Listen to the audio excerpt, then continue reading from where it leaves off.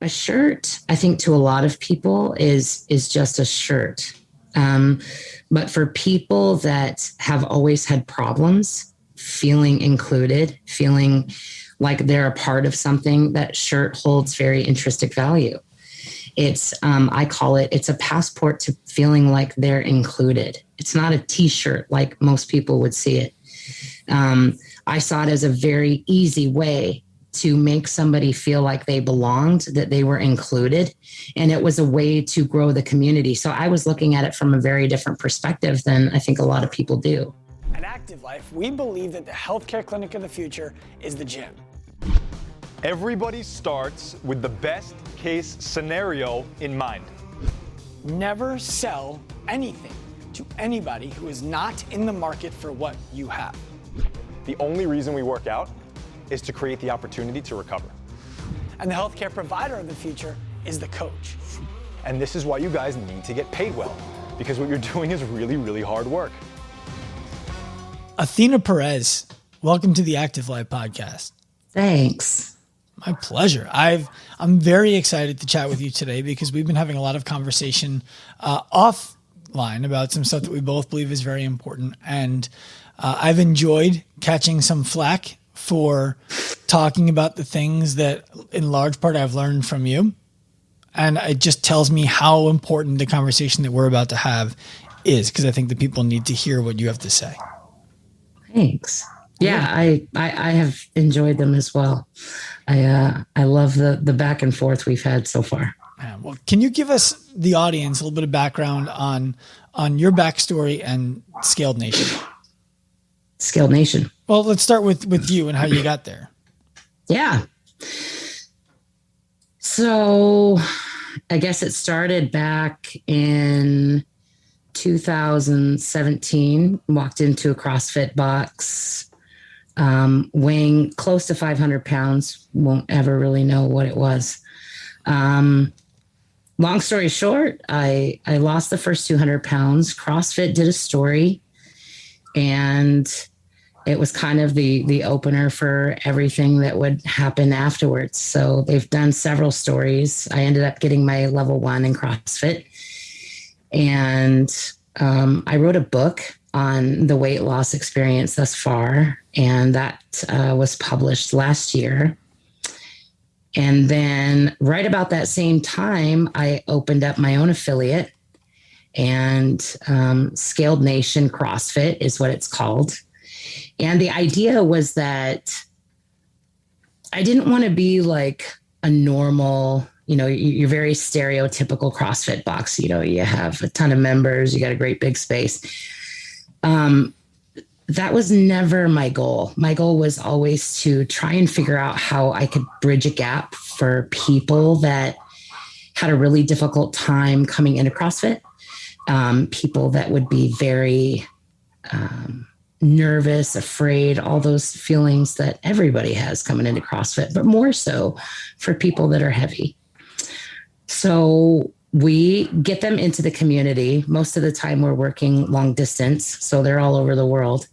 And we get them comfortable with the movement, get them comfortable with what they're going to be doing. And then we find them a box that's near them, because one of the really important aspects of CrossFit is community. And we feel that that's super important. That's where a lot of that support comes from. So we feel it's really important for them to have a community and a support network on the ground. So that's a little bit about Scaled Nation. So you're doing that online. Mm-hmm. Okay. We'll get to that in a second. Well, we do both. We have in-person and online. I want to start a little bit further back, because you mentioned to me that you started in 2000. It all started in 2017 at a CrossFit gym when you weighed about 500 pounds, but we'll never know. And I imagine that's because you just weren't weighing yourself. So, well, I was, but the scales only go so high. Got it. Okay. So I want to push back on you a little bit there. Okay. Because I think it's important for people to know, and I think this is the first thing that I learned from you that was extremely eye-opening, because I see language now that's unintentional, that's meant to help people, that is now that I've been red-pilled by you. And I now understand that language says you don't understand what's going on here. You didn't start in 2017. You're right. So Yes, I see where you're going with that, and I already know where you're going. The physical part of my journey started in 2017. The journey itself to get healthy has been going on a very long time. So that started with mental health. So the doors opened to that back in 2011. So it's been going on a long time. So I want to make sure that we put a light on that and make sure that people understand what you're describing there. Before you were prepared to walk into the gym and get the help that you were looking for from somebody who had fitness knowledge, you spent 6 to 7 years working with somebody just on your own mental health to make it something that you were able to do. Yeah, that's true. How did you decide to start seeking mental health for it?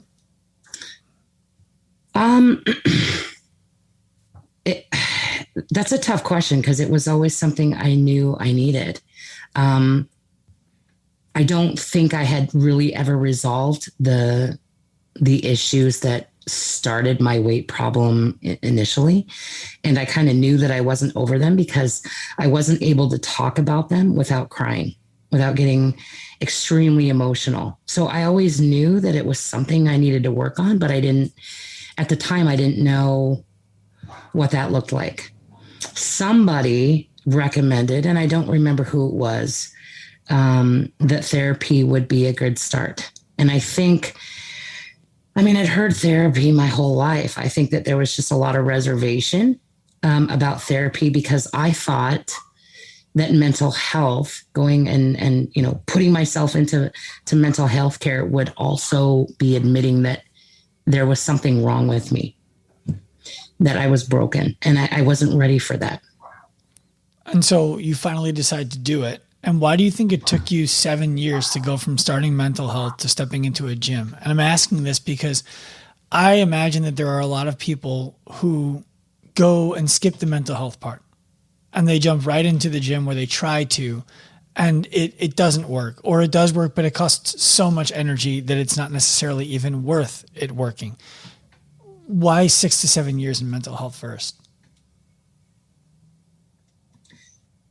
I don't know if there was definitely like an answer on time. I think it was just how it worked out.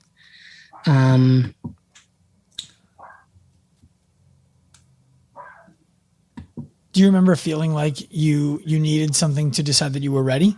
Or was it just, I feel good now, I'm going to try this? You just lost audio somehow. Oh, there you are. I tried to filter out my dog, Sean. It's all good. I think it was just one day where, we sat down and we're like, all right, what do we talk about now? And it had gotten to the point where I'm like, I don't know what to talk about anymore.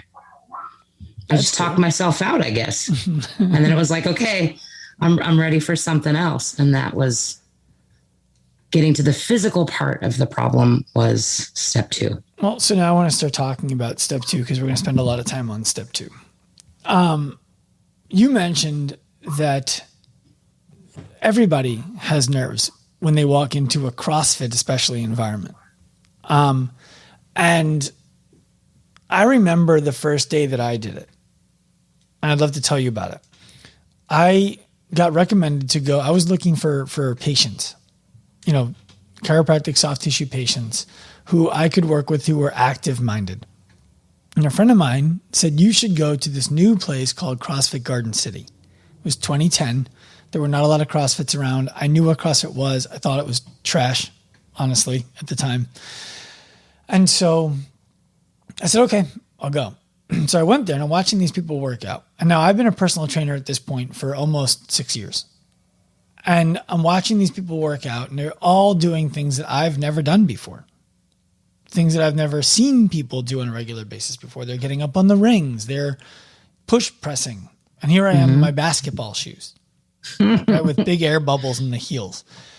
And I bet every single one of them saw those too. Oh yeah. Someone told me the first day, they said, you don't want to wear those. But I treated patients there for about 2 weeks before I allowed myself to take a class. And I did that because I didn't want to make a fool of myself as a personal trainer who was in the space for 5 to 6 years already. And now I'm supposed to smush my ego to step into a class and say, I don't know how to do any of this stuff. Sure. So I just wanted to validate that I believe it is intimidating, even for people with experience, to walk into a class like that. And maybe not to like the terrifying degree, but to a little bit of anxiety about how's this going to go. So yeah, I just wanted to validate your point there.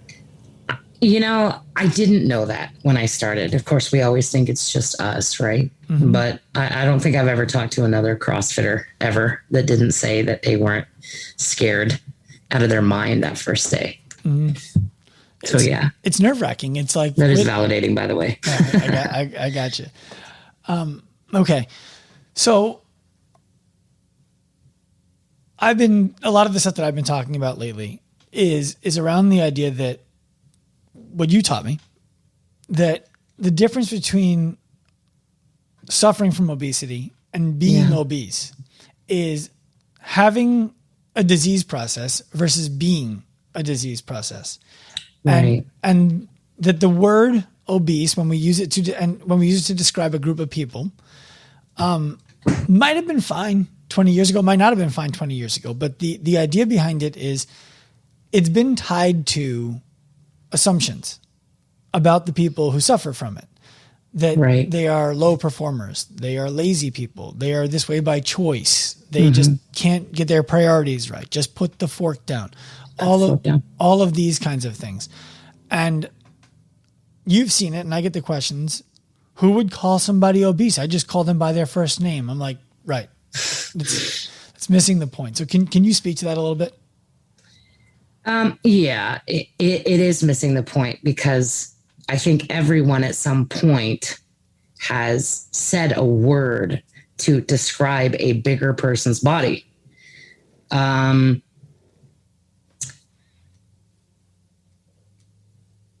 There's a lot of people that will say, that it's just a medical term.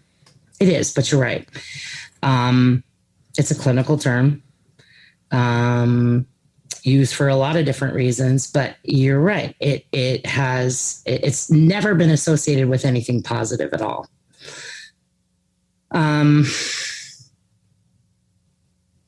if we look at the term, Athena, like the medical definition is just a BMI over 30, which is a mathematical calculation and doesn't necessarily indicate anything good or bad. But then what happens is what we're describing right now. Well, I think it's not necessarily what's being described good or bad in terms of the definition. It's how society views that term. It's really a social word more than anything, isn't it? And that's what I'm speaking to. I made a post recently that was, if we're really going to describe a group of people obese, then let's describe everybody who fits that category as obese. And it's well, bodybuilders don't want to think of themselves as obese. But I was just going to say, like, how many people are going to be okay with being put in that category? When they don't want to be put in that category, that's what I want to get to the bottom of, Well, the interesting thing, sorry, go because ahead. It's not just a word.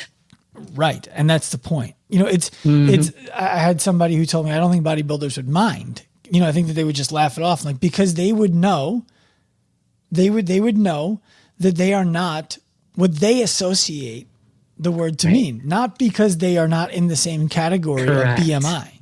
Correct. Yeah.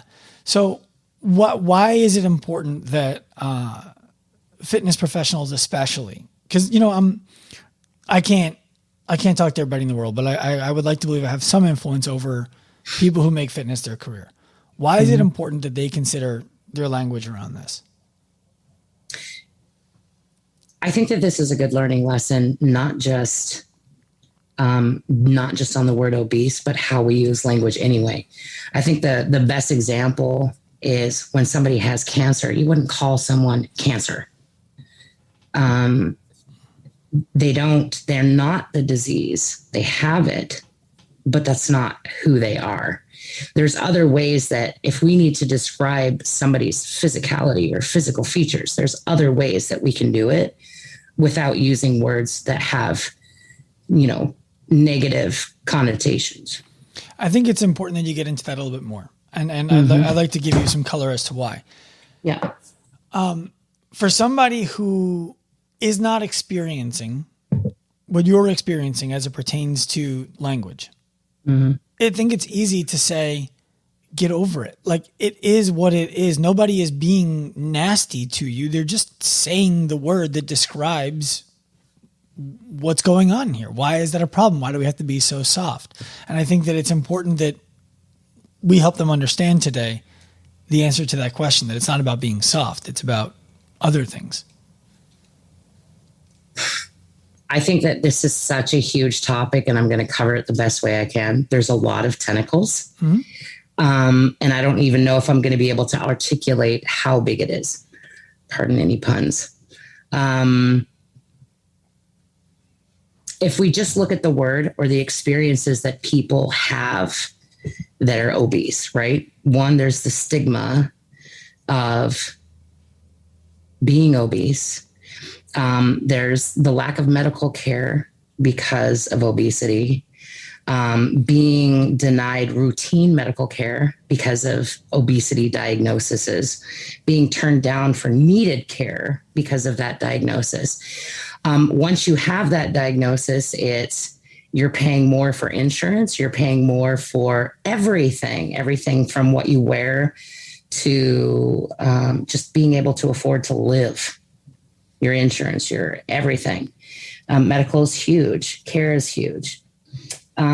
So when you have that stigma and you have to live with these biases because of that word, it becomes, I'm going to have to learn how to talk about this better because it's such a huge deal. It's not one thing. It's not a word. It's how most people are treated throughout their lives because of assumptions and because we're heavier, the prices that we have to pay because we are heavier, sometimes for no reason. I think a good way that I can try to relate to it. Yeah. And then I have questions about some of the things that you said there, because there's some stuff that I'm not aware of and I would really like to know. I would, if I had to choose a religion, which I don't really practice, I'm Jewish. Okay. I don't want people calling me a Jew, even though my religion is Jewish, and technically it's true. I'm a Jew. Okay. But calling somebody a Jew, everybody who is Jewish understands that that's a derogatory way for somebody who is not Jewish to talk about them. Is it an accurate description of a religious choice? Yeah. Is it an appropriate way to address somebody? No. And just because it's the appropriate term to describe the religious identity does not make it the appropriate term to call somebody. Correct. And that stems back from the Holocaust. You know, they're rounding up the Jews. They would put signs up that talked about no Jews allowed. So it became...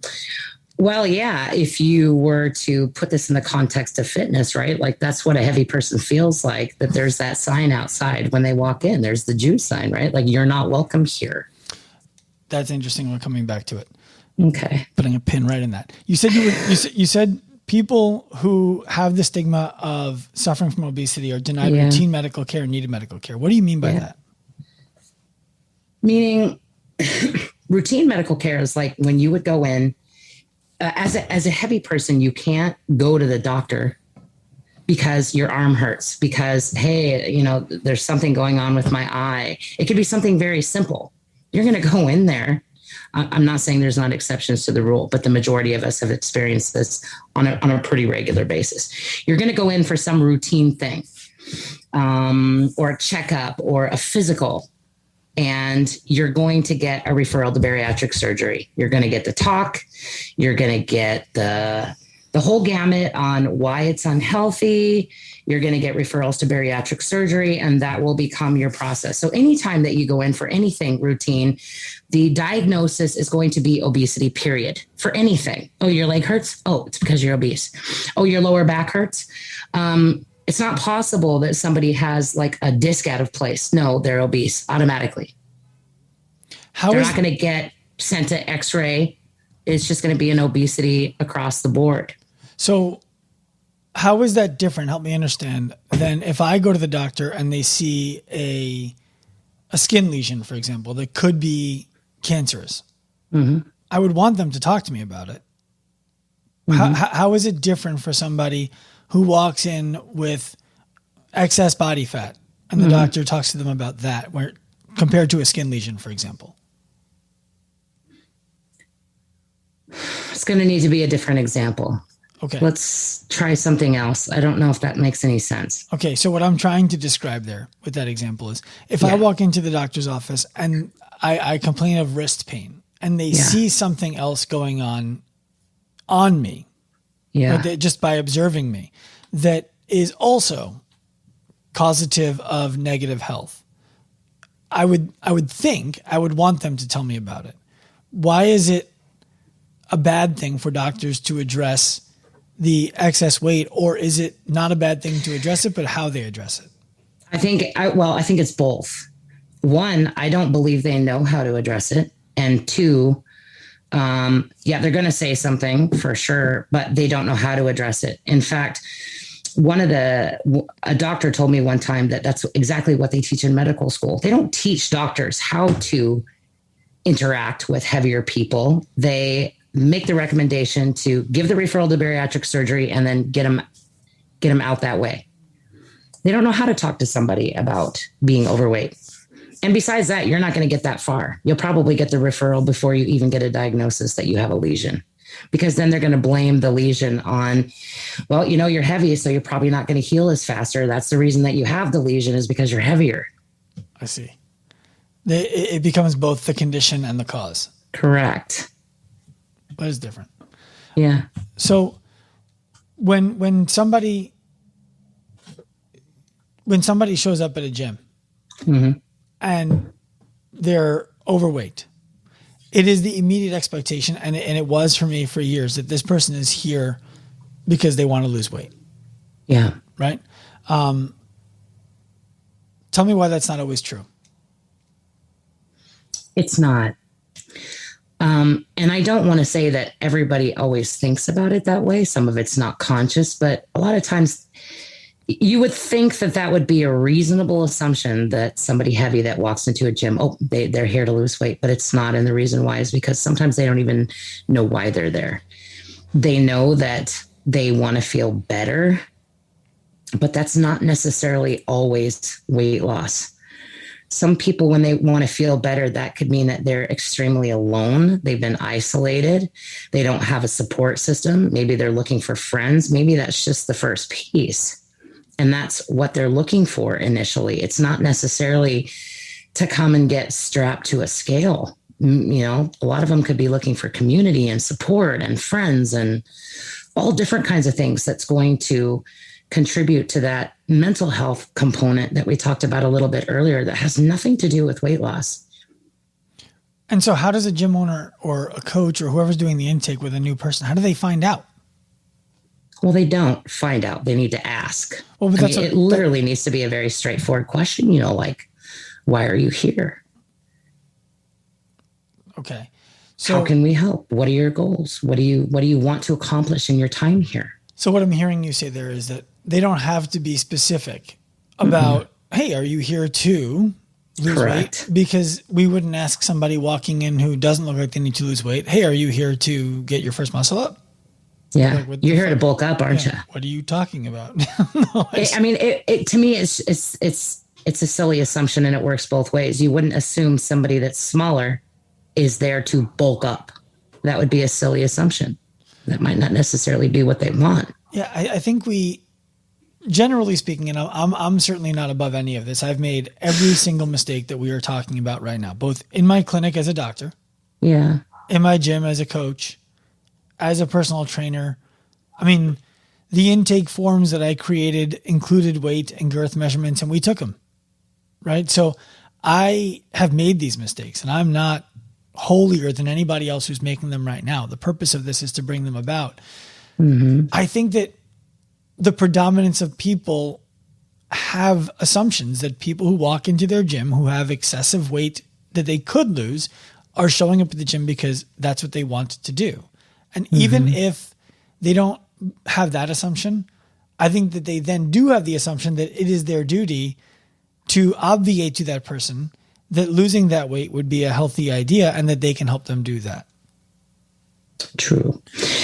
I'm going to add to that and just give you like an example from me. Like I didn't walk into a CrossFit box with the goal of weight loss.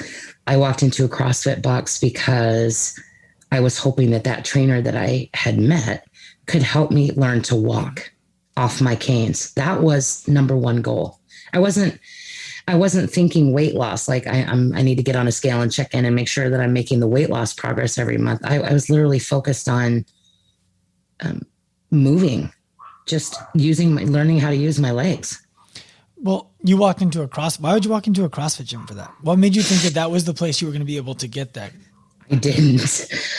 No, it was kind of an accident. I had seen a friend of mine on social media was always getting tagged, and they're an acquaintance. You look at people's social profiles, and isn't that weird that we do that, by the way?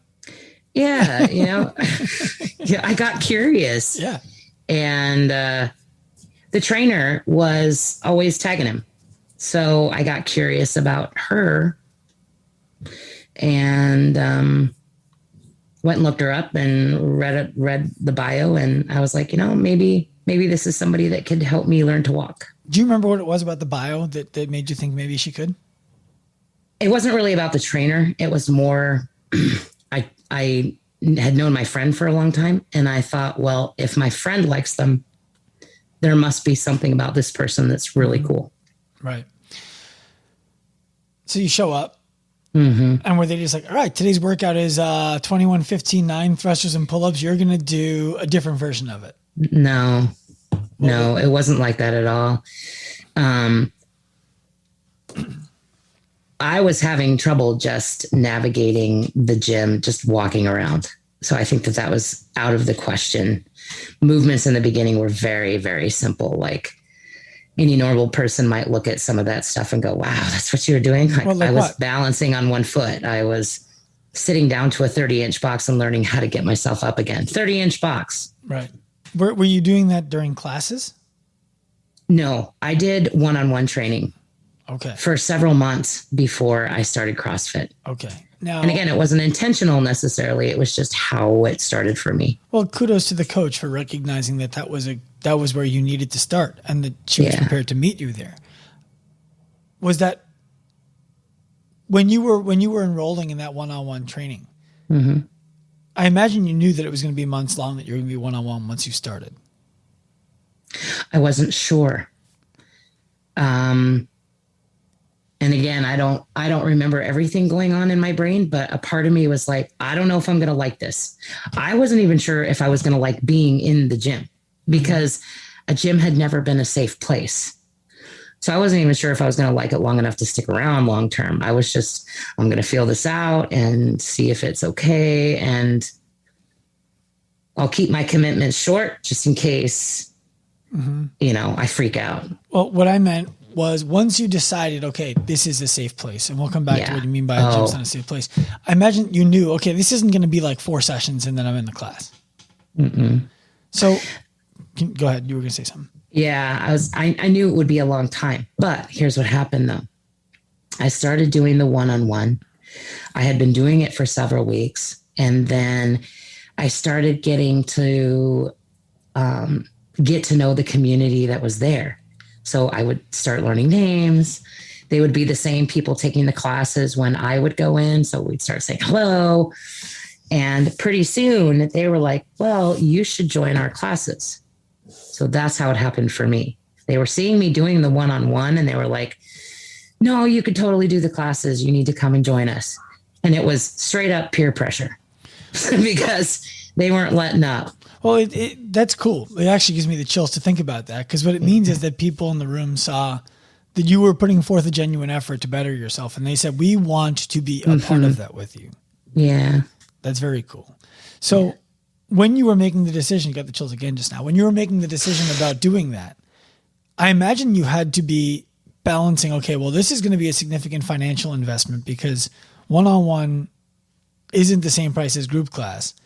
And you need a significant amount of it for a significant amount of time. Mm-hmm. What was that like?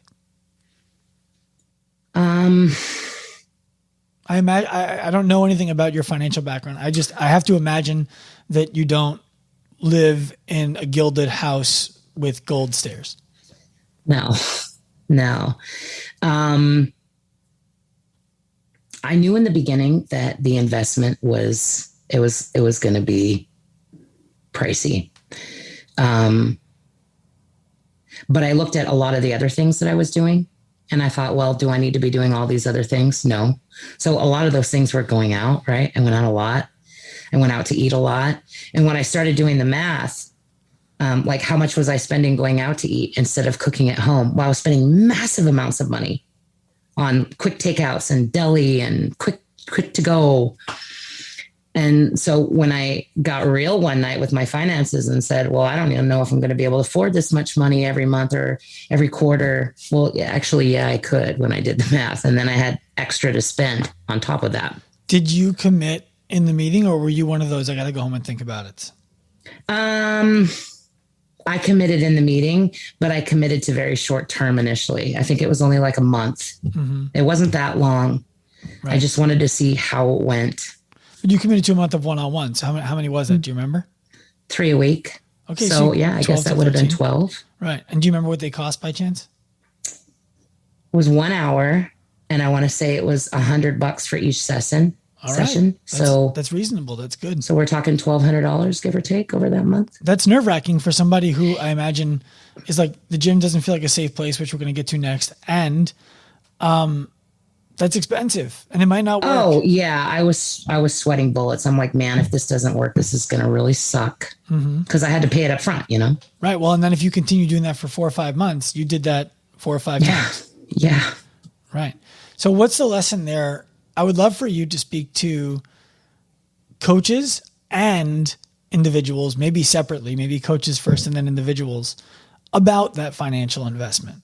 Because I think that right now there's a lot of, you mentioned earlier, everything costs more when you're living at that weight.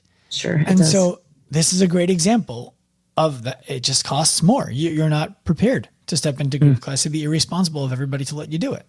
So we know that the mindset of the coach, the trainer, the gym owner is, oh man, how can I help somebody and ask them for a lot of money at the same time? One's good, one's bad, when it's not. And then the other side of it is everything in my life is expensive. Here we go again. Yeah.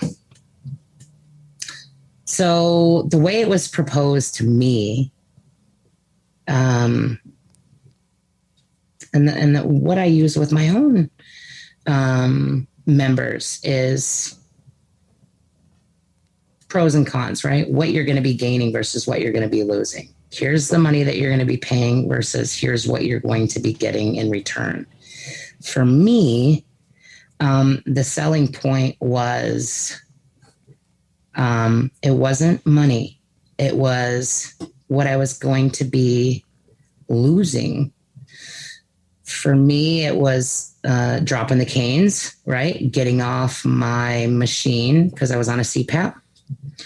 And those are a pain in the ass. You know, you have to sanitize them and all this crap that you have to do with those machines. And just the possibility of getting off those. And I think one of the other things that was mentioned that very first visit was like, hey, Athena, if your health improves, think of how much money you're going to be saving on your health insurance every month. And I was like, shit. And so when I started doing the math and looked at the savings, like, well, if I can just get to this point, how much am I going to be saving every month? Hundreds of bucks over the course of a year, over the course of the next couple of years. Like, it was significant. Everything was significant.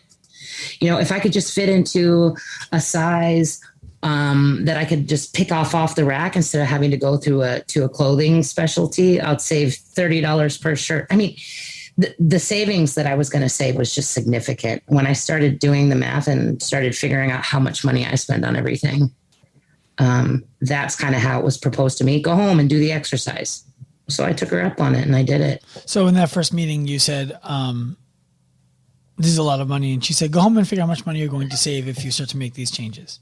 I committed to trying it because the $1,200 initial investment, in my opinion, was pretty low risk. It would be different if I was signing up for 6 months, but I thought 1 month, let's just do it and find out. Mm-hmm. To me, that was very low risk. Now, when I went back at the end of that month, and now I'm looking at long-term, like I was sold, I could see the benefits of what was already happening after a month. And now I had to look at this more long-term. Like, am I going to be able to afford this type of stuff long-term? Mm-hmm. That's when I started doing the exercise. Okay. Now you mentioned, well, first of all, what kind of results were you seeing after 1 month? After 1 month, I had gotten off my canes. So I was walking independent of both canes at that point. It wasn't very good, but it was progress. Mm-hmm. And again, the weight loss was kind of a guess at that first month. We just based it off of, and again, it wasn't on purpose. It was just kind of happening.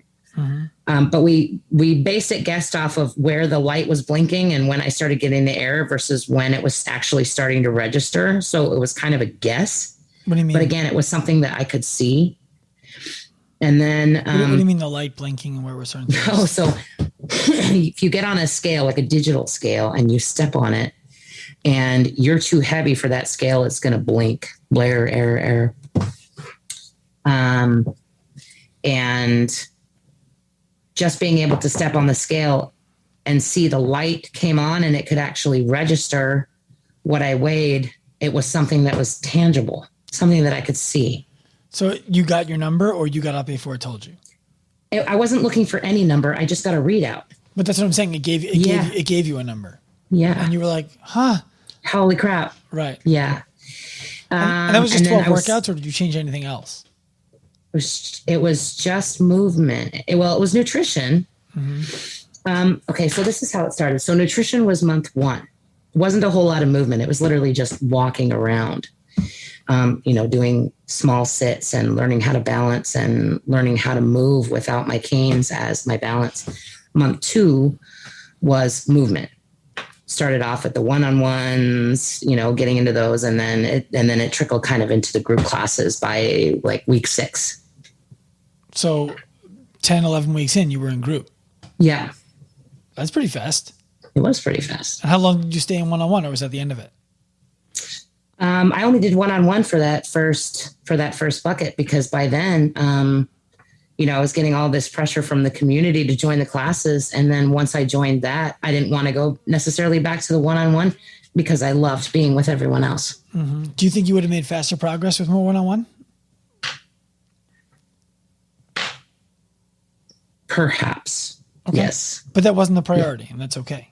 I didn't know, right? I didn't know anything back then. Right. I didn't know what was going to help me, what was going to hurt me. I knew nothing. Right. So really, they could have done anything with me, and I would have been like, hey. Right. This is good. Yeah. Well, you mentioned also that your health insurance dropped. You were looking at like, if I weighed this, my health insurance drops. What do you, I don't think most people listening to this know what you're talking about there. Yeah. So health insurance companies, they'll probably never come right out and say this, but this is how they do it. So your health insurance is priced based on your BMI. That they come up with these algorithms based on what you weigh, and they classify obesity in several different categories. You might want to talk to a health insurance person, but it goes up exponentially the heavier you are. Mm-hmm. And it doesn't need to come with any other health problems, just your weight. Mm-hmm. It's the same reason it goes the same for life insurance. Yep. Like if you're obese, most of the time you're going to get a denial for life insurance. That was another thing that I was very upset about that I couldn't get. There's a podcast called The Fighter and the Kid. A guy named Brendan Schaub, who was a heavyweight fighter in the UFC. Okay. And was a competitive football player, just a big jack dude. And he was telling the story on the show about how, I don't know if it was his show or someone else's, but he got life insurance and they were like, so here's the problem. You're obese and you need to lose 60 pounds. And he was like, what? He's like, I'll take my shirt off right now. What are you talking about? So what you're talking to there is very real. It's numbers and that's all they look at. It's just numbers and little algorithms, and you're either going to fit into that box or you don't. Right. Well, so you talked about this is an example of the stigma, I think, that you're describing earlier. The idea that something comes with the extra weight. It's not just the extra weight. It's how people think about what it means about you when you have the extra weight. And so you taught me that the term large-bodied is more appropriate to describe an audience of people who are suffering from obesity than obese. Can you speak to that? So let me tell you how that started. So in one of my groups, I just posed the question one day because it kept coming up. And it started off of a question around the word fat. And fat, that's a complicated topic by itself because you have this group, you have half the people basically are saying, no, I don't like that word. I've never liked that word. I grew up with that word. It's never been a good thing ever. Somebody says the word fat, it's not usually a good thing unless you're talking about bacon. Mm-hmm. Like if you were to say the word obese, the same kinds of things was happening. So I said, okay. So I opened up the floor and I was like, look, if you have two people in a room, right, and they're describing one another, and this person is 60 years old, they have gray hair, they have brown eyes, whatever. How do you describe their body type without it being offensive? You have to be able to talk about this body type out in the world. Mm-hmm.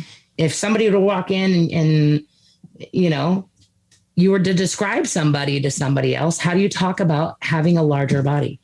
And so everybody was talking about, okay, I definitely don't want to be called fat. And I'm like, okay, if it's not fat, what is it? How about obese? They're like, no. I think everybody collectively was like, no, because it just has so many medical associations with it and how we've been treated our whole lives, right? Just a chorus of no's flies through the... Yes. And then, so I said, so then it started leaning more towards overweight. What's wrong with overweight? And then, you have this group coming forward saying, well, as compared to what? That was a hard discussion. Well, as compared to what? Well, the answer to that would be as compared to what weight you could be at, right? Well, yeah, somebody said the same thing about larger body too. Well, larger bodied as compared to what? And by that point, it was like, stop. Right. We are larger, stop. So anyway, we went back and forth. And I think it kind of settled on if I was called this, or if I was described as this, or if I was described. Most people didn't mind overweight. Most people didn't mind the larger bodied athletes. Where people struggled with the athlete word, it was the same reason that I struggled with the word athlete. It just wasn't a word I was ready for. In CrossFit, we call everybody athletes, and there's still a lot of overweight people that don't like that word just because I think they're just not ready for it. That's not how they see themselves. It's not how the world sees them. Well, unfortunately, that's something I'll discuss with you coming up too. I just wrote that down because we never actually discussed the word athlete. No, we didn't. But I find it interesting the way that you just described how the whole large body thing came to be, because when I started talking about it, I got a lot of questions from people that I didn't know the answers to. And some of them were, is it possible that this is one person or some people's opinion, and that there's a large group of people who actually are totally cool with the term obese? What if they don't like being called large-bodied? And I said, yeah, that is possible. I don't know. I'm going with the best information that I have at any given time. And then it was like inattention blindness coming off. I started seeing all these other places where large-bodied was being mentioned, large-bodied. And I was like, wow, okay. And they weren't tied to you. So it wasn't as if, these are all Athena's minions. These are all people from around the world who Athena's minions who prefer this term. Yeah. And the first time that you and I actually connected, I think, was you commented on a post of mine when I talked about the Cosmopolitan cover, because Cosmo had the cover. Remind me about that. Remind me, what was it? Cosmo magazine came out with the cover that said, "This is healthy." And they had a bunch of different women on different covers. And some of the covers were slender people. Some of the covers were large-bodied people. They varied in age and in size. And I understood the premise of what they were trying to say. The science of what exists in what they were saying, however, I felt like was dangerous. It's where it took body positivity to a reckless, in my opinion, place. So tell me about that. It's been a long time, but tell me about the context of that, because I agree with you. I'll get there. I'll get there for you. Yeah. But so I made a video post because I didn't want it to be something I made a picture and then words and people assumed the inclination of my tone and got offended by something that I didn't intend for them to hear. Okay. I'm going to say here, I mean, that's not what I meant. You know what I mean? Yeah. So I said, these people may be mentally healthy. They may be happy people. They may be totally content with exactly the way that their body looks, feels, and performs, and good on them for it. That's their own prerogative. Okay. But we can't confuse somebody who is 300 pounds overweight as being healthy on a magazine cover when people associate the word healthy with physical health. Mm-hmm. And so I remember the conversation. Yeah. And so I discussed it in a way that I just said, look, the other thing about this is this woman on the cover may have been 100 pounds heavier than that a year before they took this photo. Right. Which would indicate she is healthier than she was. Correct. Not that this is what we should be striving for when we look at health. And people started to ask me the question of, well, if that's what unhealthy looks like, and I was like, I didn't say that. I said, that's not what healthy looks like. They said, well, then what does healthy look like? And I said, that's a great question. And to be frank, I don't have the answer. I don't think anybody has the answer, Sean. I wasn't upset that I didn't have the answer. I thought it was a great question. But It's a great question. But I said, I don't know. I can tell you what I believe healthy does not look like. And that is not what we should be advertising as health, because there's going to be a girl and a boy who is 10, 11, 12, 13 years old who's going to see that and say, oh, I should just stay this way forever. This is good. This is healthy. Well, not only that, but if you were to approach it that way and talk about it that way, what about the people that have already lost 100 to 200 pounds and you're going to be telling them that where they're at is not okay? Mm-hmm. I wake up every day thrilled about where I am. Doesn't mean I'm ever going to stop pursuing my health. Mm-hmm. But man, I do get to wake up and be like, good job, Athena. Yeah, and you should. Good freaking job. What'd you lose? 220 pounds or something? Well, it was 248 at my highest. I kind of did some backsliding a little bit when I went out for surgeries. That wasn't the surgeries. That was just me feeling sorry for myself. Okay. What kind of surgeries did you get? I had double knee replacements. Got it. So it was just brutal. Yeah. Well, so to go back, it's one of our core values at Active Life is what we've coined as having an active mindset. And what we describe that is in order to be a masterpiece, you must also be a work in progress, which means if you're not striving for improvement, then you're not showing up as the best version of yourself. So I think where I was going with that magazine cover is what gives you the impression that that woman was not a work in progress? She could have been. She could have been. I fully believe that she could be a work in progress. And I fully believe everybody is, really. There are some people who I believe are works in regress. I've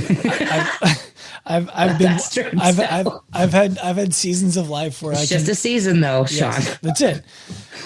But I don't think that it was, let me use that in an affirmative actually. I think that it was reckless to describe this as healthy and proclaim it. And I talked about it in a way on my Instagram that I think for whatever reason you resonated with and you left a comment. And it was remember what I said? No, I don't. It was I would have been interested to know what I said. It was affirming. And then you left another comment on another one of my posts when I was talking about, what was I talking about? Oh, I think it was the same post. And I went to the idea that you could be overweight, I think was the term I used, and still be a great coach. But you must understand that people are people, and you might not want them to judge you, but they are going to show up at the gym, look at you, and decide in the moment if they believe that you can help them or not. Then it's your responsibility to show them why they can trust you to do it.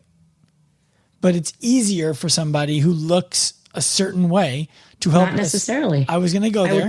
I was going to go there. Give me a second. It's easy for someone who looks a certain way to help an audience of people who want to look a certain way. And it's easier for someone who looks a different way to help a different audience of people. So for example, we work with coaches and trainers from around the world. Yeah. Many of them are not what you would imagine on the cover of Muscle and Fitness. Okay. I think that makes it easier for people who don't look like they fit on the cover of Muscle and Fitness to be comfortable working with them. Yes. So that's where I was going to end that long rant. I was just going to say, you took it right out of it. I would say yes and no. And not how people view me, but I can tell you how I viewed other people and how I still do. I think there's a part in all of us. If we say it doesn't exist, I think it's a lie. But it's easier for us to relate to people if we know they've gone through something very similar. It's no different than why is Alcoholics Anonymous so successful? It's because people that go into that program know that everybody that goes into that program has been through the same thing. It's very easy for the group to talk to their designated, whatever they call that. I forgot in AA. Sponsor. Their sponsor, right? Because their sponsors have already been through that. And it's very easy to open up when you know that person has gone through the same thing that you have or are. Mm-hmm. Especially, again, there's exceptions to every rule, but especially when you're heavy, because you're dealing with a lot of issues that coach doesn't have any visibility to whatsoever. What do you mean by that? Well, let's take something simple. Excess skin flap. As a coach that's never had a weight problem, you don't know what that means when you're doing exercises. You have no idea to even accommodate for skin fold or excess skin when you've never had a weight problem before. It's not even something that would cross your mind. Mm-hmm. So that's a good example. So how does a coach then, because I think that there's another side to that. And I think that we would be making a mistake to say that you must have done exactly what the person who wants to do something needs to do. Like, so in other words, if you want to coach a great athlete, you don't have to be a great athlete. You don't have to ever been a great athlete. If you want to help somebody. No, but you have to be able to know how to communicate, and having visibility to these things is how you're going to be able to communicate, letting them know that you understand what those fears are. If you can talk about these things and say, hey, I understand why you might be afraid to do that. Mm-hmm. If all you have to do is be able to communicate. You're right. But so how does this brings up a really interesting conversation topic? Did it just go in a direction we weren't prepared for? Well, no, it's good. I'm never prepared for these. Okay. So I imagine, I'm just imagining saying to somebody who may have a skin flap or a skin fold, saying, I understand if you're afraid to do this because of your skin fold. And then being like, what the fuck are you talking about? No, I don't know if it will come across like that. Like I said, you have to learn how to be able to communicate. Right. Well, so how do we? Is it asking, is there anything about this exercise that makes you uncomfortable? No, because they're not going to tell you that. Right. So they're not going to talk about their skin fold. Right.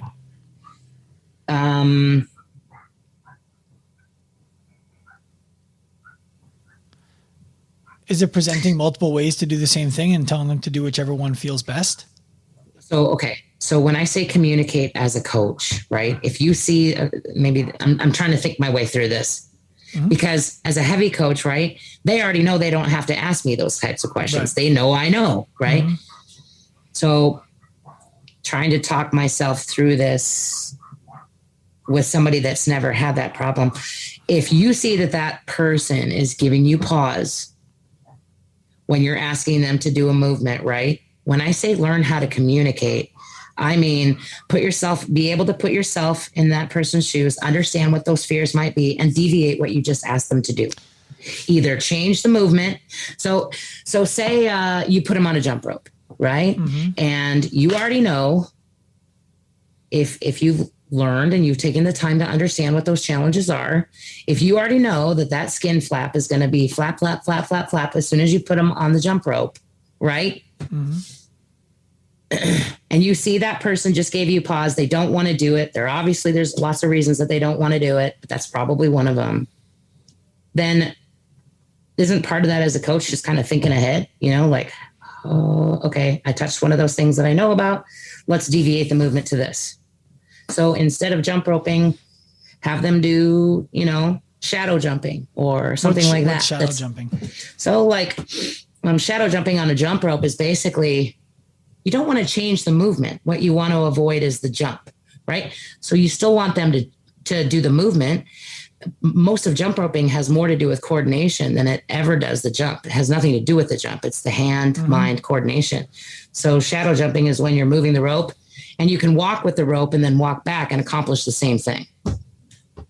Got it. So you're turning the ropes. So you can have two, right? One in each hand, turn the ropes, walk down, walk back. And you're literally getting the same exercise coordination that you would have if you just had not skipped it. It's just if you had skipped the jump. So what you're describing is basically I can walk forward, like the way the kids would run and hop over a rope. I can have them walk, do the same thing and time it up. Yeah. Got it. That's, what's interesting about that is it takes somebody understanding if to me, and I hope that this comes across the way I mean it to come across. If it looks ridiculous, it is ridiculous. Like if you're having somebody do something and you're like, their body is all over the place, they're not comfortable would be my guess. And I've had this, I had this conversation with a client of mine one time, a personal training client who had large breasts. And she just looked at me and she's like, dude, my titties are flapping in the wind. I'm not doing this. And I was like, okay, that's fine. Those were her words, not my words. Right. Well, large breasts have the same problem that a large belly would. And they're going to be moving all over the place and that's not going to be comfortable. Right. Not to mention it can be very painful. I imagine. Both can be very painful. So if you have visibility to these things, some heavy people will get on the jump rope and they won't care. They're going to tell you in one way or the other. They're either going to get on it and do it and not have a problem, or maybe there's going to be a pause. Maybe it's the facial expression. You get to know people when you work with them. At least I would hope so. Well, that's, again, I think I told you once before. I think that until somebody makes a decision in their adulthood, it's an intentional decision that I think we all need to make. I made mine at the age 32. I believe we're all just children who got older. Yeah. Like we hit 13 years old and that's the end of development. So we're basically all just 8th graders who grew up. A coach might come back and say, Sean, if that person had a problem with that movement, why didn't they just tell you? Well, and they're not going to, because one, they never learned how to communicate like an adult. That's why. Right. Because they haven't gotten past how that's going to make them feel having to talk about something very embarrassing. A lot of people have just never learned to communicate that way. Well, you know what it is? It's also, everybody I think has the experience of being in a bar. Yeah. And they want to talk to somebody because they're attracted to them. And it's like, why don't you just go up and talk to him, talk to her? Because most people are more afraid of looking stupid than they are at failing. Of course. Altogether. They're afraid of looking stupid. That's really the heart of it, isn't it? I think so. And I can say that, but good or bad fortune, I haven't decided which one it is. I don't share that gene. I was very happy to get rejected 17 times for one yes. And my wife said, yes, I'll go out with you. I'm like, great, I'm marrying her. Let's just do it. Just kidding. She's Lucky great. you. Yeah. Tell me about it. But the point I'm making there is it's easy for people in the gym environment. I'll tell you a story in a second. I'll just get right to the story. I remember a guy came in one time and bought personal training from me. And I was young. I was brash, and I didn't ask him what he wanted before I sold him the sessions. I felt like a hot shot. I had people flying in to see me. I was charging $300 an hour for. Holy crap. So, but not in the gym, in the clinic. And so I charged this guy $120 per session for 12. I'm like, what do you want to do? He's like, I want to learn how to climb a rope. I'm like, I'm a terrible person. I took $1,440 from this guy to learn how to climb a rope. We're going to be done in 7 minutes. And so literally in the next 5 minutes, I'm like, look, I'm happy to give you a refund. Like I feel bad about it. And he's like, no, what are you talking about? And now what happened there was I projected what I believed the value of a rope climb was onto him. Because I remember the day I got one and I was like, all right, what's next? No big deal. Like, who cares? I grew up an athlete. It wasn't a big deal to me. So he says to me, no. You don't understand. I don't want a refund. Like, what do you mean? You just gave me $1,440. I trained you for 5 minutes. Of course you want a refund. He's like, no, you don't get it. And I said, what do you mean? He was an older gentleman, older. He's probably 5 years older than I am right now. Okay. And he's like, I didn't buy rope climbs from you. I'm like, what did you? Yeah, you did. And he's like, no. He's like, Sean, I do Spartan races and I go every year, and it's never been a big deal to me that I couldn't do rope climbs. But at the end of the race, my friends would make fun of me because, I got to the rope, did 30 burpees again. Maybe next year he'll figure it out. Now I have a 6-year-old. And he's like, and he's asking questions. And I want him to come. And I don't want him to think that dad is anything less than a superhero when his friends make fun of him at the end of the race. He's like, so you help me enjoy time with my friends and still be a superhero to my son. And I was like, oh God, we are going to learn how to climb. Cool story. Right? Like, we're learning how to climb ropes with wet hands when you're tired, after push-ups, like I did all 12 sessions with him. And I was like, you're going to be able to climb that rope with 2 hands, wet and no legs after a 2-mile run and 100 burpees. You're doing it. And that was what we did. But the reason I'm bringing that up is I think that we project how easy it is for us to do certain things. Yeah. And how hard it is for other people to do the same things. And it's circumstantial. Yeah. Exponential. Well, to me, the hard and scary thing was apologizing to people. Apologizing why? Because I had done the wrong thing in any instance of my life, right? That for a lot of people, it's like, what do you mean you had a hard time apologizing? Like I say sorry every time I take a deep breath. For me, I'm like, it wouldn't matter what I did. I had a hard time genuinely apologizing for it. It was scary because I was afraid of being vulnerable in front of people, of acknowledging that I had made a mistake. And so I wasn't afraid to climb a rope. I wasn't afraid to walk up to the prettiest girl in the bar. I wasn't afraid to speak in front of a big audience, but I was scared shit to say sorry. So it's just interesting. It is. Mm-hmm. So I want to move on past that. Let's okay. Well, let's stay on the interesting stuff on that kind of topic. On the topic of, it's easy for you, put the fork down. Why don't you eat a salad? You know that hot dog is bad for you. Why is that A, hurtful, and B, counterproductive? Well, it's hurtful just because it's stupid advice. It's not like you can stop eating. You have to eat to survive. Mm-hmm. You can't just put a fork down, walk away, and never have to worry about food again. It's oversimplifying. It's horrible oversimplification of the problem. Most people know that food is the cause of being overweight, I think what a lot of people don't know is what they need to do to fix it. That there's a lot of factors there. There's lifestyle factors. There's how you grow up, right? All the foods that you grow up with, those are the foods that you know. People say, oh, well, people know the difference between this food and this food. Do they? Not always. Generational stuff, right? There's all kinds of factors when it comes to food. So when somebody says, hey, put the fork down, it's not that simple. Because a lot of the drivers for the fork have nothing to do with food, if that makes sense. It does make sense. I would love for you to go further. Maybe that circles back to that mental health thing that we talked about earlier. A lot of times people don't even know that they're doing it.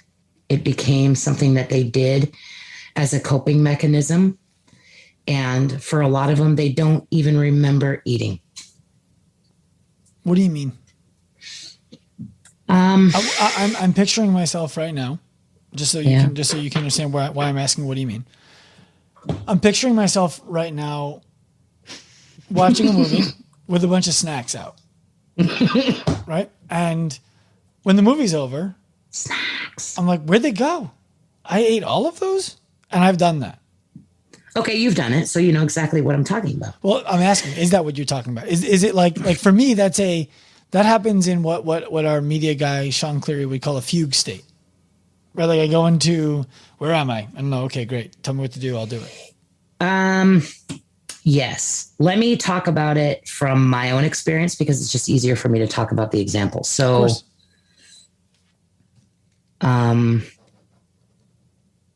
so my weight problem happened because of child abuse, but I was starved. So when I went to live with my mom,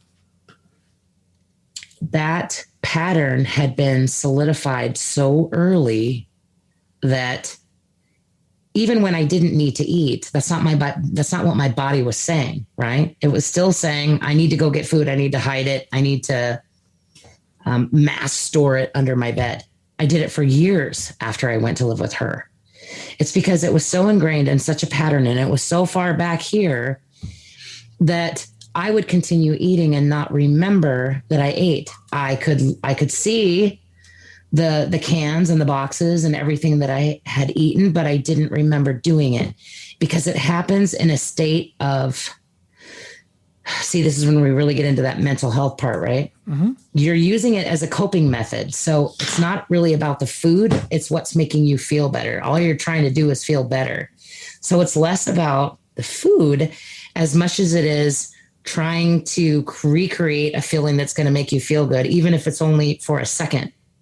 So it's not the eating, it's the feeling good part. So you're not remember eating.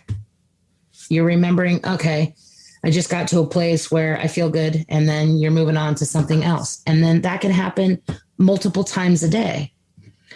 So if you've always done it and it's been the only life that you've ever known, and it literally started when you were young, that's why when somebody says, just put the fork down, how are they going to put the fork down if they don't even remember that they're picking up the fork? They're not even realizing half the time that they're eating out of boredom or because they're upset. They're just trying to make themselves feel better. Mm-hmm. I know that's probably not a state where a lot of people can relate to, but if you've ever been in the movie theater and went through that whole thing and then said, oh crap, did I eat all that? Then at least you can relate for a second. Right. And you amplify that. That's what it is. Right. So it's the movie theater is life. The movie theater is life. It's not a moment. It's every day, all day, every day. Mm-hmm.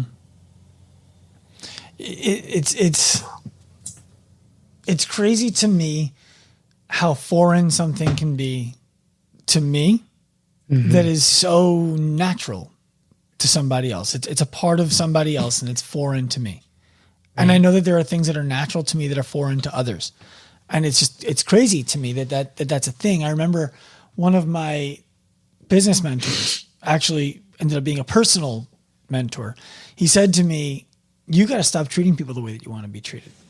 I'm like, what are you talking about? I treat everyone exactly how I want to be treated. Isn't that the thing? He's like, no, you're a fucking psychopath. People don't want to be treated like a fucking psychopath. You do. They don't. So that was a light bulb for me. Like, things that are innate and comfortable and natural to me are wildly foreign to other people. 100%. And so that means the same must be true the other way. On every level. Yeah. Yeah. So that kind of leads us into the idea of the athlete, you know, and for people listening to this who are not really in the CrossFit space, I want to give some context. Yeah. In the CrossFit space, everybody who attends a CrossFit gym is, generally speaking, and we're always generalizing. Yeah. They're termed athletes. And so people who own a gym will say our athletes, they'll post about our athlete Athena, and the outside world sees that this place has athletes in it because that's all that they're seeing. Our own website, as we talk right now, still says athlete on it for people who want one-on-one help from us. I believe that term, and this is my belief, you and I have never talked about this. My belief is that term immediately, what's the word I want to use here? Disqualifies a large segment of the audience who actually are looking for exactly the help that these gyms can provide from coming in. You're right. The word, it was a term that I learned to embrace, but I didn't like it at first. In fact, it bothered me to be called that. Yes, I think you're right. Well, the other side of that, and I want to get back to what you were going to say next, is some people I know in the gym, they're like, oh, I'm an athlete. That's empowering. So I can see why inside, after the fact, maybe before now go on. Well, that's exactly what I was going to say. Oh, man, it was a word that I learned to embrace, and I find it very empowering now. But when I think about attracting new people, should we be talking about that word on the website? Could it be turning people off? The direct answer to your question is yes. Right. Well, you asked, because they're not going to know what it means. They're not going to identify because that's something that they've been kicked out of. I want to give you a chance for clarification first, because you said, should it be on the website? Can it turn people off? Yes. Both of those. I think you only meant one of those. I think it depends on how you use it. If you were to use the word athlete and then go into talking about what that means, and they can see themselves as that, that's one thing. But without any context, and you're just saying, here's our athletes, could they see that word and immediately be turned off? Yes. Right. What would be a better word? I don't know. I love that word. It's an interesting juxtaposition, right? Well, because the other thing about calling people athletes is I think it leads to more injury in the gym, because people are like, an athlete would push through this. It's like, well, that's a whole nother conversation, right? Yeah, there's assumptions that come with that word all by themselves, right? Yeah, language is a fickle beast, huh? It's so true. What are your thoughts on people who would complain? And I've done this, and I still sometimes do it because it annoys me. That fit shaming is a thing. And fit shaming. Yes. So fit shaming would be, you're out with a bunch of people, friends or acquaintances or friends of friends, whatever the case might be. And they're like, let's go get some food. Okay. Cool.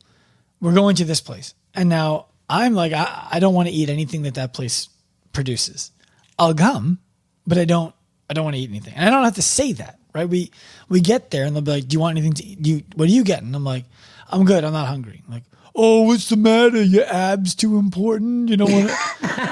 And I'm like, no, my arteries, like what are your thoughts on this going the other way? Tell me about it going the other way.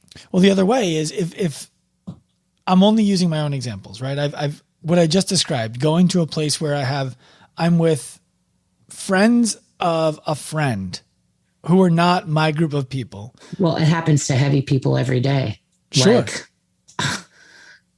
if a heavy person walks into a fast food restaurant, all you're doing is reconfirming to other people why you're heavy, right? So that's why it's so much easier to whisk through the drive-thru and hide.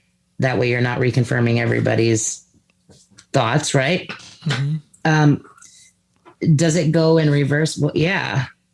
I'm not crying victim. I'm not pulling out a violin. I'm trying to, figure out, like, how do I feel about fit shaming? Well, no, I'm asking the question poorly. What I should be asking you is, for people who feel that, right? If I'm in that moment, what I really want to say is, fuck you. I don't share your food values. It's okay that you eat that and I don't eat that. Like, we can like each other or not like each other, having nothing to do with what we eat. Okay. How should somebody respond in that situation? Like, how would you respond in that situation as the person who is now the one instead of the many who is being shamed, for lack of a better word, for their choices?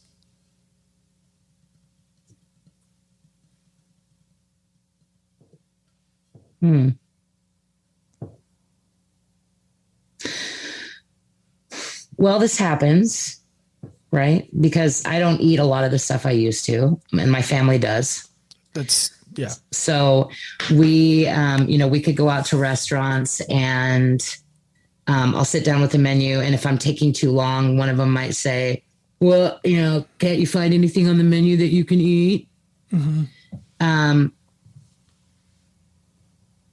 I don't even know. I guess it just doesn't bother me anymore because I usually always find something that'll work. But if I'm genuinely not hungry, I just say I'm not hungry. But that's a perfect example. What do you do there? You can't find anything on the menu to eat. What do you do there? Because I think that this is a problem for people in any walk of life who are looking to change the way that they live, because the people around them were the people around them because of the way that they chose to live prior. See, this is something super interesting because I've never heard it that way before. We're at different paradigms, right? You're coming into it like you're being shamed because you want to maintain your physique. And I'm coming from the other direction where I've literally gotten shamed for anything I ate. So I don't know if I can relate the same way because I don't know if that's ever really happened to me. Maybe from the example that you just gave, maybe. But what's crazy is that you just gave me an example of when it has happened to you and you don't even see it as the same thing. No, because I never saw it as a big deal. I'm actually very proud of it. It's cool.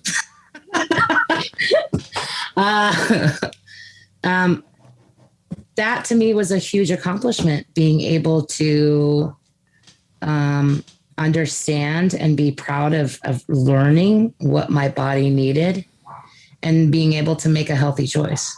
So it's something I take with great pride. So yeah, they tease me about it, but I've never seen it as a big deal. I was very proud of it. I'm good with it. But maybe I'm different. No, it's cool. It's cool. So I want to pivot to body positivity. When does it go too far? Oof. Does it go too far? Oh man. Because this is a topic that I almost feel like if I talk about this on my social channels, I have to be... You're going to get ripped to shreds. I have to be so careful. And so I don't because it's not a topic that I don't feel like... Let me backtrack. I feel like if I make a post like that, talking about body positivity, what happens is the people who feel anything the way that I feel are just validated and they get to come out and celebrate and say whatever it is that they're going to say, maybe not in the same thought that I provided. And the people who maybe are hurt by what it is that I believe for their own reasons and my reasons, are like, this was hurtful for no reason. You didn't help anybody with this. So I avoid it. I'm curious what your thoughts are on it.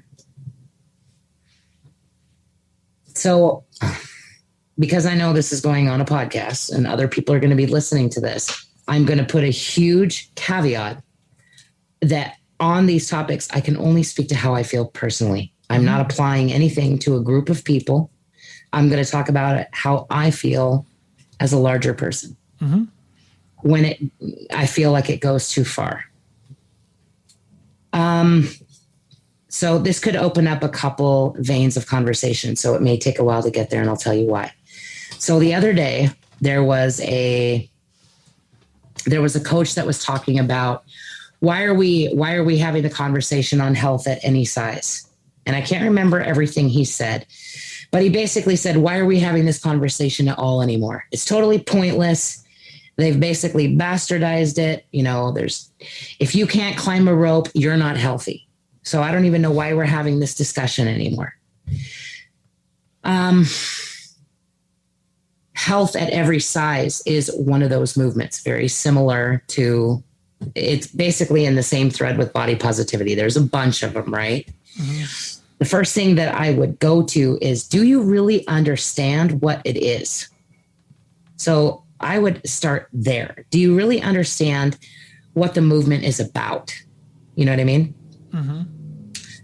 So well, I think I'm talking less about the person thinking about the movement, more about the person who is just happy to celebrate whatever size they're at. And I'm not, that's fine. That's their own prerogative. I think that there's a point at which anything can become dangerous, right? Like people who I believe. Well, again, okay. The reason I'm saying that, and the reason that I'm going to cut you off and steer you back towards what I was talking about just a minute ago is because, is that what they're saying? I don't know. Are they saying, let's celebrate? I don't know. That's, I think often, yes. True. I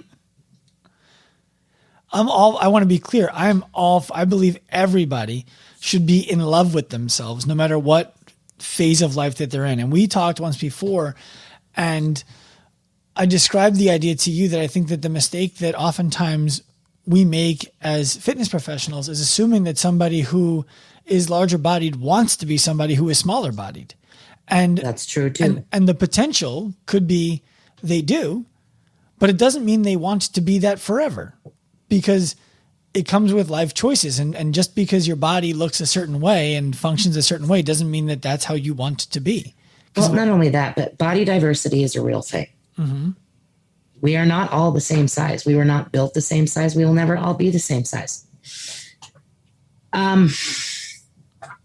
Okay. So when I think it goes too far,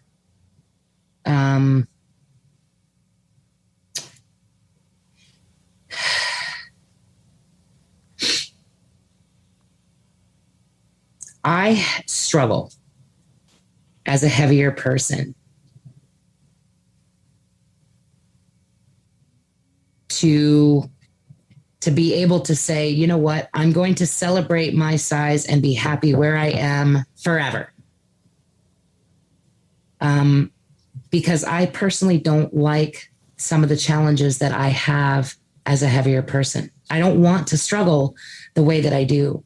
So for me personally, where I think it takes it too far is this idea that, yes, I can wake up and I can be comfortable and happy about where I am today, but that doesn't mean that I'm not going to be constantly pursuing health. Now, again, we could define that in a million different ways, but I have a hard time believing, and there's a lot of influencers that do it, that represent some of these movements. They'll say, I'm going to be a size 30 forever, and I'm totally happy doing that. I have a hard time buying into that. Why? It has nothing to do with, it has less to do with size as much as it has to do with complications. If you take the size or the number on the scale off the equation, I'm not talking about those things. I'm talking about I don't want to struggle walking up the stairs. I don't want to get on an airplane and have to struggle with the seatbelt. I don't want to have to pay higher premiums. I don't want to have to worry about if I died tomorrow. I would want to make sure that some people in my family were taken care of. I don't want to have to worry about those things. So when I think I feel like it goes too far is you're going to get so comfortable saying, I am totally happy with everything about myself. you take the opportunity for improvement out of the equation. It doesn't mean that you can't wake up and be comfortable and happy where you're at every day like I do. But it also means that I want to strive to be the most healthy version of Athena possible.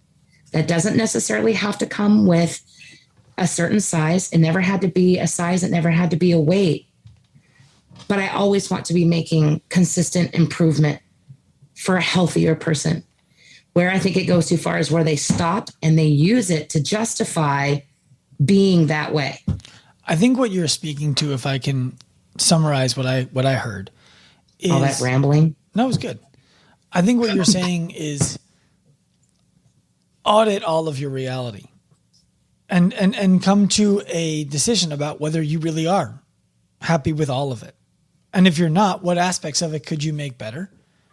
And then we can acknowledge that you're a happy person, that you love yourself. Being a happy person doesn't mean that you're necessarily happy with when this happens to you. Are you happy that happens to you? That's what I'm saying. That's what I have a hard time buying into. Well, and I understand that. And I think that I think I can say this to you. I think that there's the potential that some of that is a projection of your own experiences. Yes. And that's why you started by saying you can only speak to your own experiences. Yeah. And I can't imagine that being different for anybody. But again, I can't imagine people having a hard time walking up to the person and just saying hi. Yeah. But I have a hard time saying sorry. But so back to what we were talking about earlier. But I will say that I think a lot of it is misunderstood. That particular day, the example was health at any size. But I fervently believe that that coach didn't really understand what it was about, how it started, what it was about. It's not saying when people just talk about like health at any size. Let's just start with that one. They're not saying fat acceptance is a little bit more. Trying to figure out how do I frame this up. Well, I mean, if I can throw you a lifeline, I think Please. I think that where you're going right now is hyper niche to people who are experiencing life in one of those circles, as compared to people who are observing these circles, these movements, these mindsets, these thoughts from a distance and casting judgment on them. And so I think what you already said about it was, well, that's where some of these biases come from, don't they? Yeah. Because it's what we hear, and they grow and they grow and they grow. And this is why we have the perception and the assumptions that we do when people walk into our gyms. That's why. Yeah. And that's why I wanted to have you on for a longer show than a typical show, because I knew it would take time to unpack these things. And let's go into the gym there. You mentioned earlier that the gym didn't feel like a safe place, and that there's a sign out front that says no Jews, which really means no fat people, which is the same thing. And, how? Like I hear you, and I think people and myself need to learn how, because if we can make gyms feel more welcoming, then we can reach more people who we really want to be able to help. We can make more money. We can change the communities that we're in. All the things we're looking to do through fitness can happen. When you ask how, the very first thing that popped into my head was, have you ever seen a video on YouTube of a heavy person at the gym? CrossFit uses them a fair amount, but other than that, not really. I mean, have you ever seen one of those, like, you've never seen a video or a YouTube video where somebody was filming somebody heavy at the gym? It's almost like a mock video.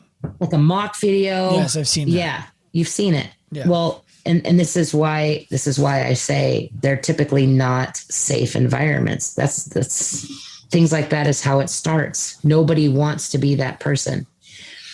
Nobody wants to be the person that walks into a gym and get made fun of, get the eyebrows, get the eye rolls, get the which is what heavy people get. How much of that do you think? They say it doesn't exist, but it does. Well, but how much of that is, because if I'm the gym owner or a coach, how do I control for that? How do I ensure that my gym is one that you can walk into, that you know that before you show up, and that when you show up, you experience what's promised? How do you know that before you show up? Would you? No, I don't know. That's what if every experience at a regular gym has been a negative one, how would they know that? They're not going to. But this is what I'm speaking to, because it's a question of something needs to happen, right? It's either we can't have both the chicken and the egg at the same time. It can't be, well, all the experiences have been bad, so we're going to assume forever that experiences are going to be bad. At a certain point, somebody needs to walk in. And if a gym is run, let's take Scaled Nation, for example. Mm-hmm. The only way that somebody could look at that, from what I'm hearing, would be to say, well, I guess the people here look more like me, so it's probably safe for me to go.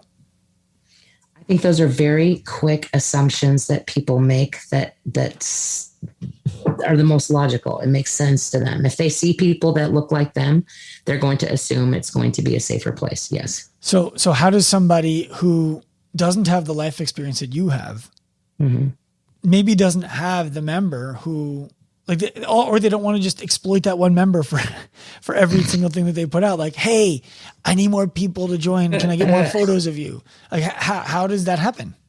How do they make it a welcoming place for people to show up to?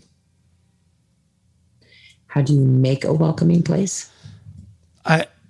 How do they make a welcoming place that people understand is welcoming before they come? How do you make it easier for somebody to decide, I'm going to give that place a try? So I think that is the imagery that you pick. Because, right, if they've never walked into your gym before, they're probably going to be seeing you off maybe your website or social media.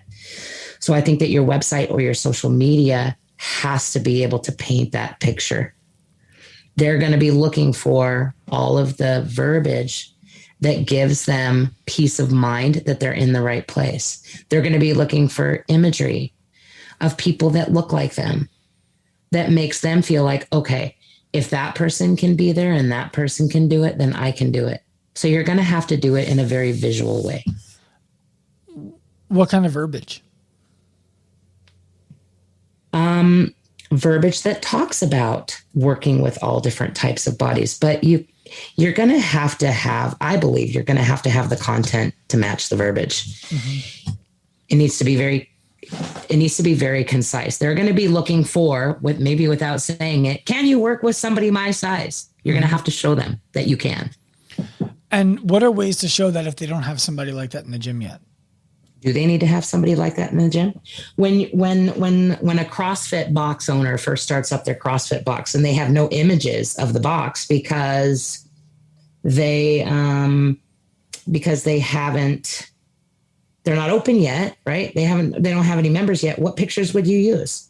It's a huge community out there. On the CrossFit side, there's tons of resources from the affiliate center where you could use. Mm-hmm. You could use other people's stories. And there's a lot of really good stock imagery that you can use that can paint that picture for you. There's tons of ways that you can do it. So what you're describing there is leveraging other people's success and saying, look, we are trying to do the same kind of thing here that person did there. And we want people who look like this and perform like this and feel like this to give us a shot to try it here. 100%. And then what about, one of the things you taught me early on was the idea of arms on a chair, for example, is a red flag that you're not appropriately suited for this population of people. So what about imagery and documentation without being like, look at our chairs, there's no arms on them, you can join this gym? Right. So some of that stuff, it comes at a very subconscious level, right? I don't know that there's certain things that I look for as a heavy person, but when I actually sat down and started writing some of them out, some of them are not going to be. When somebody's looking on the website, you would think that they would be looking at people, but I think subconsciously they're looking for other things. They're looking for, do things look like they're easy to navigate? Am I going to have problems? Anything that you show in your picture, does it show that person is going to be able to navigate? So when I say imagery, I mean, is that person going to look at those pictures and say, I'm going to be able to go in there. I'm going to be able to navigate. There's people there that look like me. And oh, by the way, I'm actually going to have a place to sit down. Mm-hmm. Active lifers. I have good news for the fitness professionals out there. If you are ready to build a rock-solid coaching and training practice, the best place to start is in the Active Life Seminar. Hosted live and online, you're going to learn our signature 9-point movement assessment system, rules for training and programming with pain, and how to make sales feel natural, and so much more. Check out the link in the show notes for more information.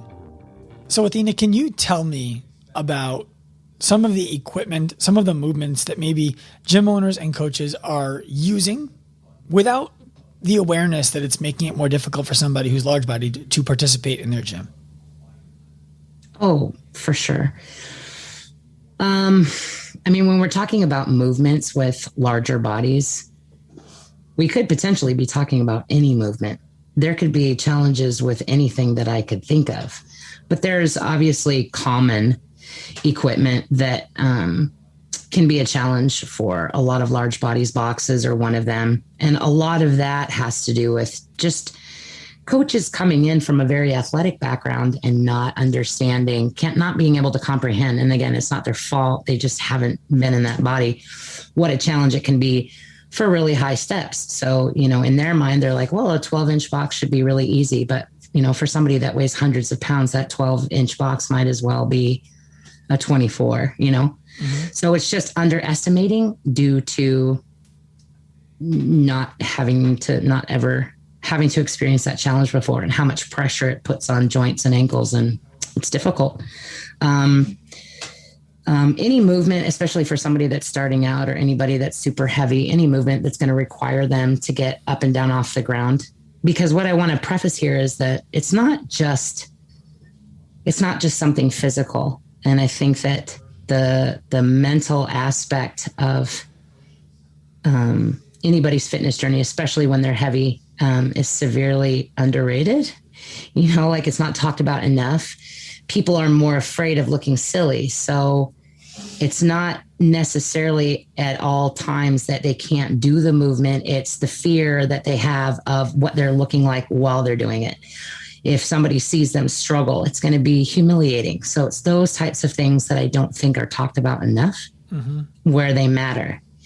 So, getting up and down off the ground, doing anything like that.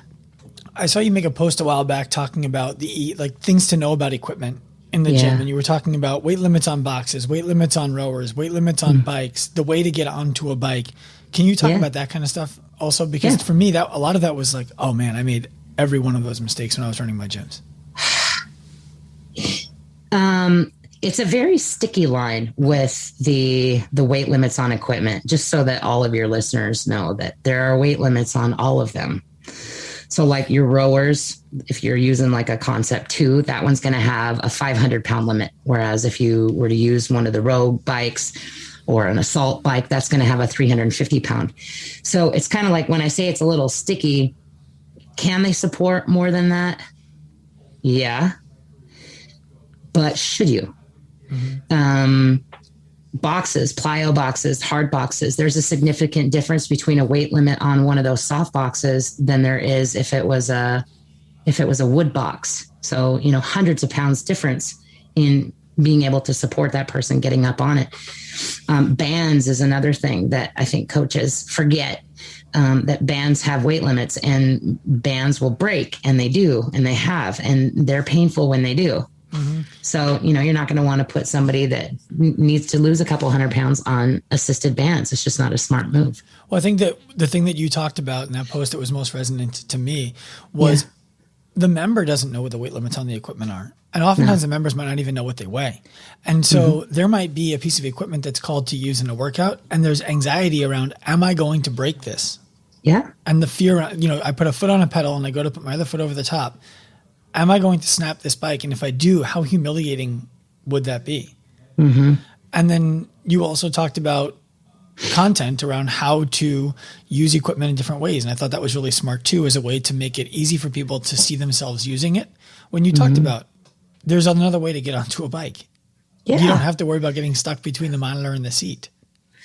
It seems so silly when I first did that post. So what you're talking about is I had done this post showing people how to get on the bike differently. And basically how everybody tries to get onto an assault bike or a road bike was through the center. Mm-hmm. So you're having to kind of play dodgeball in the middle. And that's where a lot of heavier people get stuck because there's not a lot of room to wiggle around in there, even for smaller people.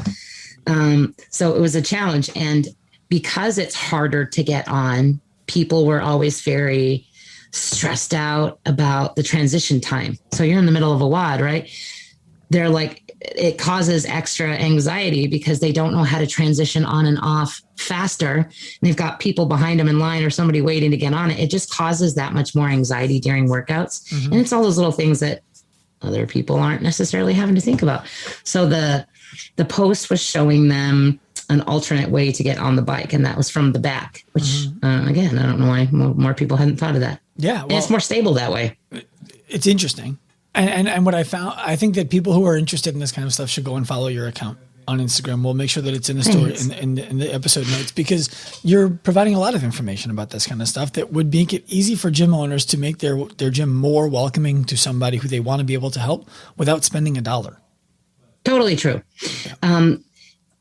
It's not like for bikes, for instance, that's, I think that you pulled up a great example because again, anxieties and fears that people develop coming to the gym in those situations that become very stressful is transitions and being able to get on and off them. So when we're talking about position of the bikes, we're also talking about how much space do you have in between the equipment so that people can get on them at all.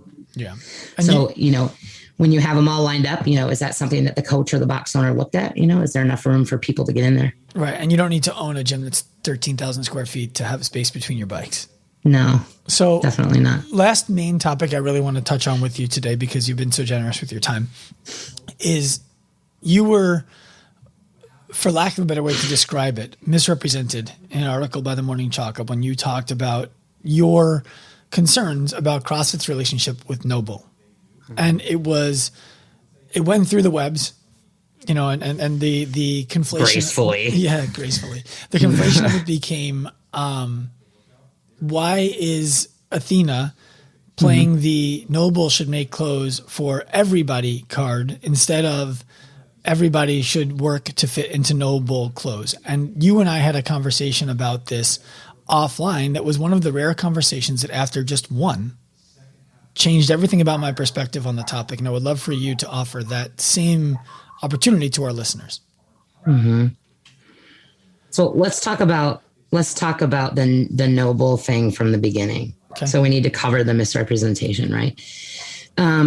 Everything I said in the article was essentially what I told the Morning Chalk Up. The problem is that I think anytime that we're missing context, it can become a problem because it carries a different tone when you're missing context. So ultimately, that's what I think happened. To me, it came across as a little aggressive.